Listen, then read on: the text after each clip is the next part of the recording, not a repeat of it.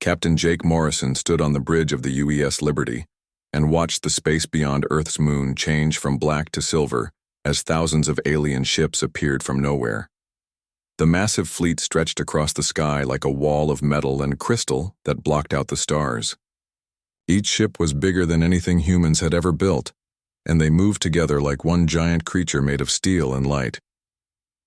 Jake had been in space for 20 years, but he had never seen anything like this. The alien ships were beautiful, in a way that made his stomach feel cold. They looked like huge diamonds floating in space with lights running along their edges like veins of fire. There were so many of them that Jake stopped counting after the first 100. Admiral Lisa Carter's voice came through the radio from Earth Command, and she sounded tired. "Jake, the aliens are talking to us on every channel we have. They want to give us a message, and it's not good news." The message was simple and terrible. The aliens called themselves the Zephyrian Collective, and they wanted Earth. They said humans had 48 hours to leave the planet completely, or they would destroy every living thing on it. They offered to move humans to other worlds in their empire, but humans would have no rights there and would work as slaves for the rest of their lives. Jake walked to the big window and looked down at Earth. The blue and green planet seemed so small compared to the alien fleet. He could see the lights of cities on the night side and clouds moving across the day side. Somewhere down there, his daughter Amy was probably in school learning about history. Soon there might be no history left to learn. Commander Ryan Blake came up beside Jake and held a tablet full of information. "Sir, we have been watching these aliens for years through our spy ships. They have done this same thing to 17 other worlds. Every time the people living there said no, the aliens killed them all. The Zephyrians don't make deals and they don't change their minds." Jake took the tablet and read the reports. Each story was the same. The aliens would arrive with their huge fleet and give the same message: leave or die. Some worlds tried to fight and were destroyed in hours. Others tried to run, but the aliens hunted them down. A few worlds agreed to leave, and their people were never heard from again. Dr. Elena Rodriguez was working in her lab deep inside the Liberty, and she knew more about the aliens than anyone else. For 10 years, she had studied every piece of alien technology that human ships had found floating in space after battles. She had learned that the Zephyrians were not like humans at all. They thought with one giant mind that connected all of them together. When one alien knew something, they all knew it. When one alien made a decision, they all followed it without question. This made them very strong in battle because they never got confused and never fought each other. Their ships moved together like dancers who had practiced the same dance for 1,000 years. But Elena had found something else in her studies. She had found a weakness that the aliens didn't know they had. Lieutenant Amy Foster sat at her station and listened to the alien radio signals. The sounds were strange, like music played underwater, but her computers could turn them into words that humans could understand. She heard the aliens talking to each other about Earth and its people. They thought humans were weak and stupid because humans didn't share one mind like they did. They couldn't understand how humans could work together when everyone thought different things. The aliens were wrong about that, but they didn't know it yet. President Kevin Walsh was in his office in Washington, and he was talking to the leaders of every country on Earth. The room was full of people speaking different languages, but they all understood what was happening. Earth was going to be attacked, and they had less than 2 days to get ready. "We will not leave our home," the president said into the camera that would send his words to every person on Earth. "We will not bow down to these invaders. They think we are weak because we are different from each other. They think we will panic because we don't all think the same thoughts. Today they will learn that they made a big mistake." Around the world, humans began to move. Ships that looked like they were carrying people to safety were actually carrying weapons and soldiers. Factories that made cars and computers started making things for war. Scientists who studied stars and planets started building devices that could hurt alien ships. Everyone had a job to do, and everyone knew that if they failed, there would be no tomorrow. Jake looked at his crew on the bridge of the Liberty. There was Ryan, who came from Texas and thought about problems like a soldier. There was Amy, who grew up in California and could hear sounds that other people missed. There was Elena, who was born in Mexico and understood how alien minds worked. Each person was different and each person was important. The Zephyrians had made their biggest mistake when they threatened Earth. They thought humans would be like all the other species they had conquered. They thought humans would think as one mind and make decisions as one group. They were about to learn that humans were not like anyone else in the galaxy, and that was exactly what would save them. The countdown had begun, and Earth was ready to fight. The alien fleet hung in space like a pack of hungry wolves watching sheep and waiting for the right moment to attack. From their crystal ships, the Zephyrians could see Earth spinning below them with its blue oceans and white clouds. They could also see something that made them happy. Humans were running away. Ships were leaving Earth's surface in groups of 10 and 20 and flying toward the outer edges of the solar system. The ships looked old and crowded, and they moved slowly like they were carrying too much weight. Some of the human ships sent radio messages saying they were full of families trying to escape before the aliens destroyed their world. Other ships said they were carrying important people and scientists to safety. Commander Veltar watched the human ships from his command center and felt satisfied. The ugly little creatures were doing exactly what they were supposed to do. They were running away like frightened animals instead of trying to fight like fools.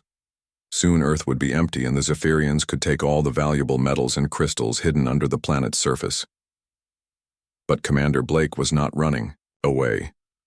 He was sitting in a secret room deep inside the Liberty and watching screens that showed him where every human ship was going. The escape ships were not carrying families at all. They were carrying weapons and soldiers and war machines that had been hidden for 20 years waiting for this day. Each ship that looked like it was running away was actually a battleship, disguised to look weak and helpless. The Zephyrians could not tell the difference because they had never learned to lie. In their hive mind, everyone always told the truth because there was no point in lying to yourself. They could not imagine that humans might show them one thing while planning something completely different. Dr. Rodriguez was working in her lab aboard the research ship Pioneer, and she was putting the final touches on humanity's secret weapon. She had spent years learning how the alien hive mind worked, and now she knew how to break it. The Zephyrians thought their shared consciousness made them strong, but Elena had discovered it actually made them weak in a way they could never imagine. Humans were different from every other species in the galaxy because each person had their own mind that thought its own thoughts. When humans worked together, they had to talk and argue and figure out plans that everyone could agree on. It was slow and messy, and sometimes people made mistakes. But it also meant that humans could think of ideas that no one had ever thought of before. Captain Susan Taylor was flying her ship Phantom through space near the alien fleet, but the aliens could not see her. The Phantom was covered with special metal that bent light around it like water flowing around a rock. Susan had spent 3 days moving her ship close to the alien command vessels and placing small devices that would soon change everything. The devices were no bigger than footballs, but they contained technology that Elena had designed using alien science turned against itself. When the time came, these devices would send signals into the alien ships that would do something terrible to the hive mind that connected all the Zephyrians together. On Earth, General Marcus Stone was in a bunker under the city of Denver, and he was checking systems that most people didn't know existed. Hidden under every major city on Earth were machines that could send radio signals into space. The signals were designed to sound like normal human thoughts, but they would be amplified 1,000,000 times and broadcast toward the alien fleet. The aliens would not be able to ignore the signals because their hive mind was always listening for new thoughts and information.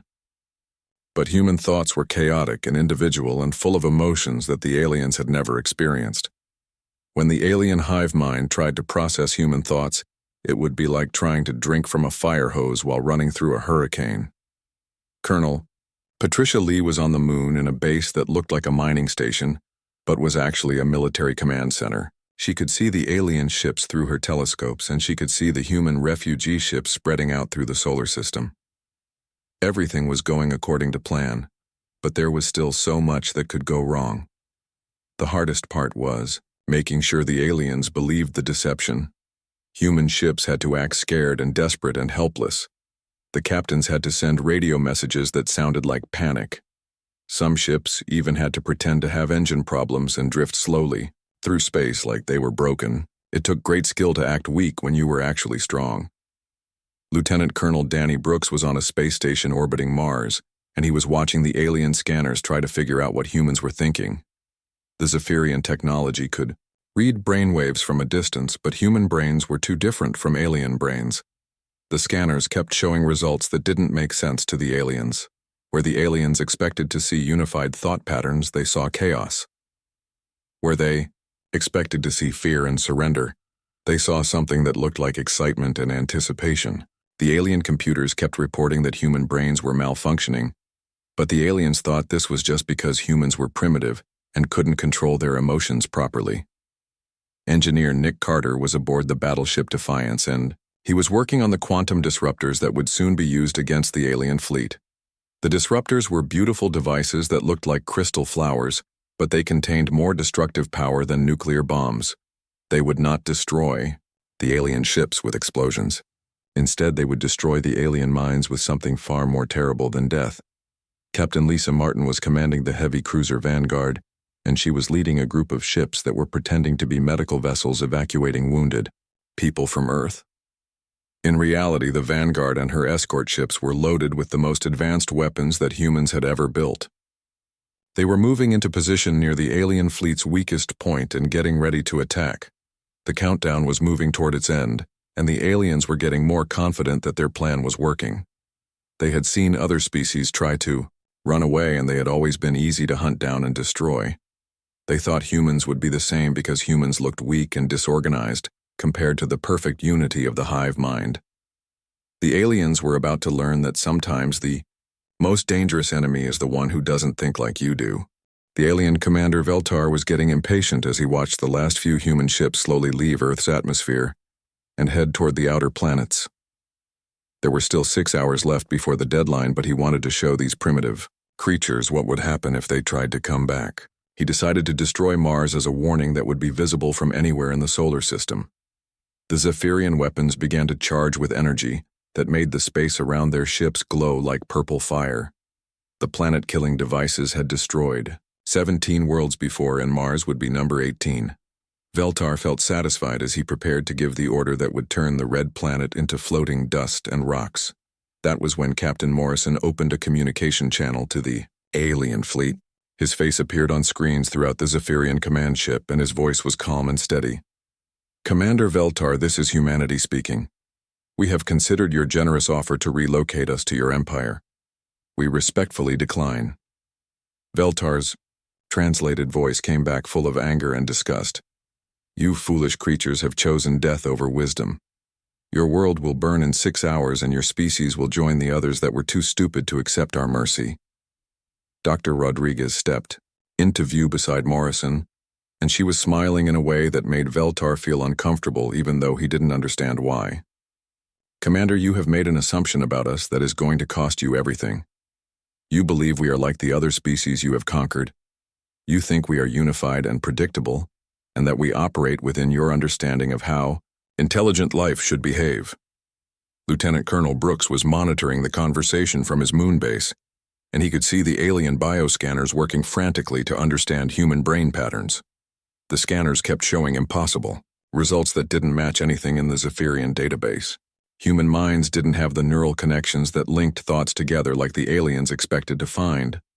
Morrison continued talking to the alien commander while human ships moved into their final positions around the solar system. "Every species you have destroyed shared one important trait with your own people. They thought as one mind, made collective decisions, and moved as unified entities. That made them predictable, and that made them vulnerable to your attacks." Engineer Carter was aboard the battleship Defiance, and he began activating the quantum disruptors that Captain Taylor had placed near the alien ships. The devices were invisible to Zephyrian sensors, and they began sending signals that penetrated deep into the alien neural networks. But instead of disrupting the connections, the signals did something much worse. They introduced chaos. The signals carried patterns of human thoughts and emotions and individual consciousness. For the first time in their evolutionary history, individual Zephyrian minds began to experience what it was like to think alone. They felt doubt and fear and confusion, as separate beings instead of as part of one great shared intelligence. Captain Martin was commanding the heavy cruiser Vanguard, and she watched her sensors as strange behavior began to spread through the alien fleet. Ships that had been flying in perfect formation started to drift out of position. Communications between alien vessels became confused and contradictory. Some ships began sending distress signals, while others stopped responding to commands completely. The hive mind that had made the Zephyrians the most feared species in the galaxy was becoming their prison. They could not disconnect from the neural network that linked them together. But they could no longer handle the flood of individual thoughts and emotions that the human signals were forcing into their shared consciousness. Dr. Rodriguez watched the readings from her laboratory and felt both satisfaction and pity for what was happening to the aliens. Commander Veltar, your people have spent millions of years thinking as one mind. You have never experienced doubt or loneliness, or the fear of making a decision by yourself. Right now, individual consciousness is flooding through your neural networks, and your minds are trying to process something they were never designed to handle. Veltar's voice came back over the radio, but it was different now. There was confusion and pain in it that had never been there before. What is happening to us? Why do we feel so alone? How do you live with such terrible chaos in your minds? Morrison's reply was cold and hard. We don't just live with it, Commander. We thrive in it. Every human fights their own battles, makes their own choices, thinks their own thoughts. We argue and disagree and make mistakes, but we also come up with ideas that no hive mind could ever imagine. That chaos you're feeling right now is what makes us strong. The alien fleet was starting to break apart as individual ships lost contact with the hive mind, and their crews experienced independent thought for the first time. Some aliens were going insane from the shock of suddenly being alone in their own minds. Others were so terrified of making decisions without the collective that they shut down completely. Colonel Pierce was aboard the carrier Horizon, and he began launching fighter craft piloted by humans who had trained their entire lives to think and fight as individuals. The human pilots flew in patterns that seemed random and chaotic to alien eyes, but were actually coordinated in ways that the hive mind could not predict or counter. The Zephyrian ships tried to respond, but their gunners were experiencing individual consciousness and could no longer aim with the perfect precision that came from shared thought. Their pilots were making independent decisions that conflicted with orders from other ships. Their commanders were paralyzed by doubt and fear and the terrible loneliness of being alone in their own minds. Captain Taylor dropped the stealth field around her ship Phantom and appeared directly above the Zephyrian command vessel. Her weapons were already charged and aimed at the alien ship's neural relay centers. "This is for all the species you destroyed," she said as she fired. The quantum lances that struck the alien command ship didn't just damage the hull, they carried more chaos signals that amplified the breakdown of the hive mind and spread individual consciousness like a virus through the entire alien fleet. Veltar's last coherent transmission was barely understandable as his mind split apart into fragments of individual thought. Impossible. How do you function without unity? How do you make decisions without consensus? How do you live with the screaming chaos of separate minds? The answer came from every human ship at once as Morrison opened all communication channels. We don't just live with it, we are it. Chaos spread through the Zephyrian fleet like fire through dry grass as individual consciousness tore apart minds that had never been designed to think alone. Ships that had flown in perfect formation for thousands of years suddenly found themselves piloted by aliens who had no idea how to coordinate with their neighbors. The beautiful crystal vessels began crashing into each other as their crews experienced the terror of making decisions without the safety of the hive mind. Commander Blake watched from the Liberty as the alien capital ships turned their weapons on their own escort vessels. The Zephyrian gunners could no longer tell friend from enemy because they had lost the shared awareness that had always told them where every ship in the fleet was located. Individual aliens were panicking and firing at anything that moved while others sat frozen at their stations, unable to function without collective guidance. The quantum disruptors that Dr. Rodriguez had designed were working better than anyone had hoped.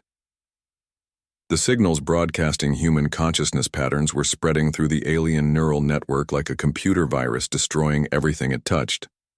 Each Zephyrian mind that tried to process individual thought became another transmitter, spreading chaos to the rest of the fleet. Captain Taylor brought the Phantom in close to the alien command ship and fired her quantum lance weapons at the neural relay nodes that connected the Zephyrian vessels to each other. Unlike conventional energy weapons, these new human devices were designed to exploit the biotechnological nature of alien ships. The living metal that made up the Zephyrian hulls began turning against itself as the chaos signals rewrote its programming.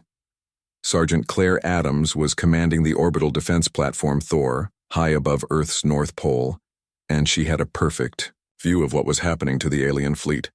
Her quantum lance batteries were firing continuously at any Zephyrian ship that came within range. Each shot carried more chaos signals that penetrated deep into the alien vessels and infected their crew members with the unbearable burden of individual consciousness. Fleet Commander Veltar was screaming across all frequencies as his mind fragmented into thousands of separate thoughts that he could not control or understand. For the first time in his species' history, he was experiencing what humans called loneliness, and it was driving him insane. His last coherent words were a mixture of terror and confusion. What have you done to us? How do you live with such isolation? How do you function when every mind thinks different thoughts? Captain Morrison's response was broadcast to every surviving alien in the fleet, and his words were as cold as the space between stars. We don't just function with individual consciousness, Commander. We have built our entire civilization on it. Every human fights their own battles, makes their own choices, lives their own life. That's not a weakness that you can exploit. It's a strength that you can never understand. The disguised human fleet revealed itself all at once as stealth fields dropped and weapon systems came online. Ships that had pretended to be refugee transports suddenly showed their true nature as advanced battlecruisers loaded with the most sophisticated weapons that human science could create. The aliens who had thought they were watching a panicked evacuation realized they had been surrounded by an entire battle fleet without knowing it. Colonel Pierce launched wave after wave of fighter craft from the carrier Horizon, and each pilot had been trained to exploit the weakness that Dr. Rodriguez had discovered in the alien hive mind. Human pilots thought independently and could change their tactics from moment to moment in ways that confused and overwhelmed alien defenders who were used to fighting enemies that moved in predictable patterns.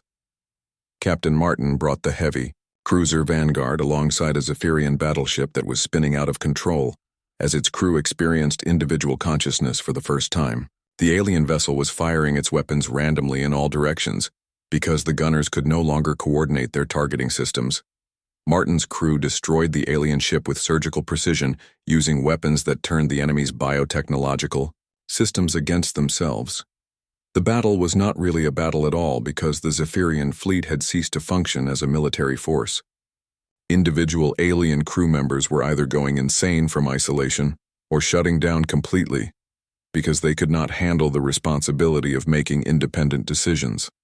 Ships that had once moved like parts of a single giant organism now drifted helplessly through space as their crews struggled with thoughts and emotions they had never been designed to process. Engineer Carter monitored the quantum disruptor network from the battleship Defiance and watched as the chaos signals spread through every alien vessel in the fleet. The beautiful crystal ships that had terrorized 17 species were turning into floating tombs as their crews succumbed to the unbearable weight of individual consciousness. Some aliens were trying to physically disconnect themselves from their ship's neural networks, but the biotechnological systems had grown into their bodies and could not be removed. Dr. Rodriguez felt both triumph and sadness as she watched her weapons destroy minds that had never learned to think alone. The Zephyrians had committed terrible crimes against other species, but they were also victims of their own evolutionary path. They had become so dependent on shared consciousness that individual thought was literally killing them. The space around Earth became a graveyard of alien ships as the Zephyrian fleet fell apart like a house of cards in a hurricane. Vessels that had survived battles against entire civilizations were destroyed not by superior firepower, but by the simple fact that their crews could no longer function as individuals. The hive mind that had made them unstoppable had become their fatal weakness when faced with an enemy that thrived on chaos and independence. Within 4 hours of the battle beginning, there were no operational Zephyrian ships left in the solar system. The mighty fleet that had come to destroy humanity was nothing but wreckage and debris floating among the planets. Not a single human vessel had been seriously damaged because the aliens had been too confused and panicked to mount an effective defense. The last transmission from the Zephyrian fleet came from a damaged scout ship whose crew was dying from the psychological trauma of individual consciousness. The alien pilot's words were barely coherent, but they carried a warning that would prove to be prophetic. You have doomed us all, humans. The collective will learn of this defeat, and they will send fleets that you cannot imagine. You have made an enemy of forces beyond your comprehension. Captain Morrison's reply was broadcast across the galaxy on frequencies that would reach every species still enslaved by hive mind empires. Let them come. Humanity stands ready to defend not just our own world, but the right of every thinking being to have thoughts of their own. The age of the hive mind is ending, and the age of individual freedom has begun. 3 months after the Battle of Earth, Captain Jake Morrison stood in the rebuilt Hall of Nations in New York and looked out at representatives from every human colony in space. The great room was full of people from dozens of worlds speaking different languages and wearing the uniforms of different military services, but they were all united by one thing. They had all volunteered to join humanity's new mission, to free the galaxy from hive mind slavery. The victory over the Zephyrians had changed everything about humanity's place among the stars. Before the battle, humans had been hiding in the dark corners of the galaxy, trying to avoid attention from the great empires that ruled most of known space. Now humanity was the most talked about species in the galaxy, and every enslaved world was sending secret messages asking for help. Dr. Elena Rodriguez presented her research to the Galactic Council of Free Species in a meeting that was broadcast to every world that had managed to break free from hive mind control. Her findings were both exciting and terrifying. The Zephyrian collective was not unique in the galaxy. Our intelligence networks have identified 17 other aggressive hive mind species that control vast empires built on enslaved worlds. Each of these species has the same weakness that destroyed the Zephyrians, and our quantum chaos weapons can exploit that weakness. Admiral Lisa Carter had been promoted to Supreme Commander of Human Forces, and she was planning humanity's next moves from a secret base hidden in an asteroid field between Mars and Jupiter. The base was the size of a small city, and it was full of ships and weapons and soldiers from every human world. We are not going to become conquerors like the hive minds we defeated, she told her staff. We are going to be liberators. Every species in the galaxy deserves the right to individual thought and the freedom to make their own choices. The first liberated worlds had already sent delegations to Earth to learn how individual consciousness worked and how they could build societies based on personal freedom instead of collective control. Captain Jennifer Walsh had left the research division to become humanity's first ambassador to former hive mind colonies, and she was amazed by how quickly freed species adapted to thinking for themselves. The planet, Kepler-7, had been enslaved by the Zephyrians for 300 years, and its people had forgotten what it was like to have individual thoughts. When the quantum chaos weapons broke their connection to the hive mind, the entire population went through a period of confusion and fear that lasted for weeks. But with help from human advisors, they began to rediscover the joy of making personal choices and having private thoughts that belonged to them alone. Commander Sandra Mills was leading the first joint human-alien fleet toward the dominion of Vorth, which was another hive mind empire that had enslaved dozens of species across 3 star systems. The fleet included ships from 6 different worlds that had been freed from collective consciousness and wanted to help liberate their neighbors. The battle would be the first test of whether humanity's weapons could work against hive minds that had learned about the Zephyrian defeat. The attack on the Vorth Dominion was swift and decisive because the aliens had not had time to develop defenses against chaos weapons. When individual consciousness flooded through their neural networks, the Vorth ships suffered the same fate as the Zephyrians. Crews that had never experienced loneliness or doubt were overwhelmed by the burden of thinking for themselves, and their fleet fell apart within hours. But the most important part of the battle was what happened after the Vorth ships were defeated. The slave species that had been forced to serve the hive mind for generations rose up and joined the fight for their own freedom. Humans had given them the tools to think independently, and they used those tools to take control of their own destiny. President Kevin Walsh announced the establishment of the Consciousness Liberation Fleet from the steps of the Capitol building in Washington. Behind him stood representatives from 23 different species that had been freed from hive mind control. Humanity will stand guard against any force that would impose unity of mind over diversity of thought. We are the guardians of individual freedom, and we will protect it wherever it is threatened. Captain Morrison was given command of the massive, new dreadnought Independence, which was the largest and most advanced ship that humans had ever built. The Independence was not just a warship, but a mobile base that could support liberation operations across multiple star systems.